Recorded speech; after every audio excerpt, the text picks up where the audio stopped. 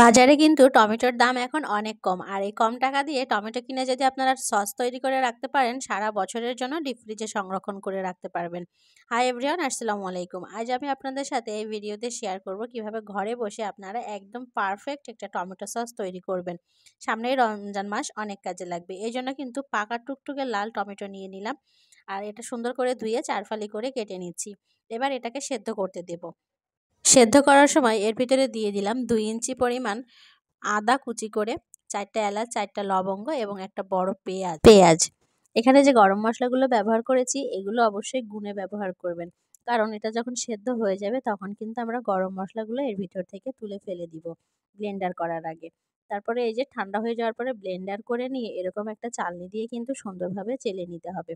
চেলে নেওয়ার পরে তারপরেই আমরা এই সসটা কিন্তু তৈরি করতে পারবো। চেলে কিন্তু অবশ্যই নিতে হবে।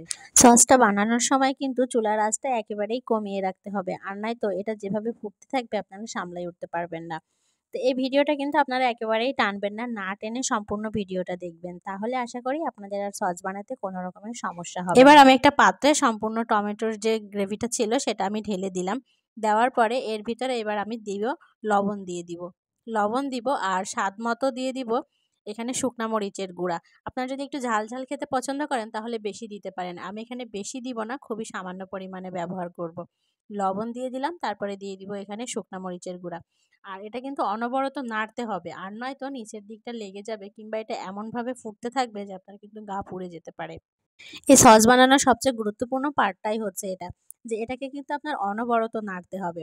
নাড়া একেবারেই থামালে চলবে না, কারণ এটা তো একেবারে লিকুইড হলেও খুবই ঘন একটা লিকুইড। এখানে দিয়ে দিলাম আমি 1/2 কাপ মতো চিনি। আপনারা যদি আরও মিষ্টি মিষ্টি বেশি সস পছন্দ করেন তাহলে কিন্তু চিনিটা আরও বাড়িয়ে দিতে পারেন। এখানে এই পরিমাণের জন্য 2 কাপই যথেষ্ট। তো এটা যখন নাড়তে নাড়তে অনেকটা কমে এসেছে তখন কিন্তু আমি এখানে দিয়ে দিচ্ছি ভিনেগার। ভিনেগারের যে বোতল ছিল তার ওই মুখটা দিয়েই, ক্যাপ দিয়েই আমি এখানে 3 ক্যাপ মতো দিয়ে দিয়েছি। আর সবার শেষে আমি এখানে অ্যাড করেছিলাম একটু 1 চামচ মতো কর্নফ্লাওয়ার নিয়ে পানি দিয়ে একটু গুলে তারপরে এখানে কিন্তু আমি দিয়ে দিয়েছিলাম।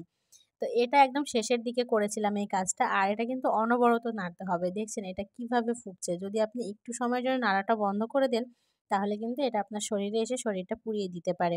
তো এভাবে অনবরত এটাকে নাড়তে হবে যতক্ষণ না পর্যন্ত আমরা যে পর্যায়ে যাচ্ছি সেখানে না যাই। আর এটা চেক করার জন্য একটা পদ্ধতি আছে।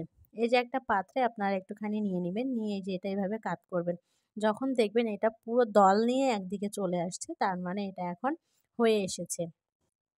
আর এটা যদি না হতো তাহলে কিন্তু এটা আরো পাতলা থাকতো এবং এটা এভাবে কাট করার সাথে সাথে গড়িয়ে নিচের দিকে চলে আসতো।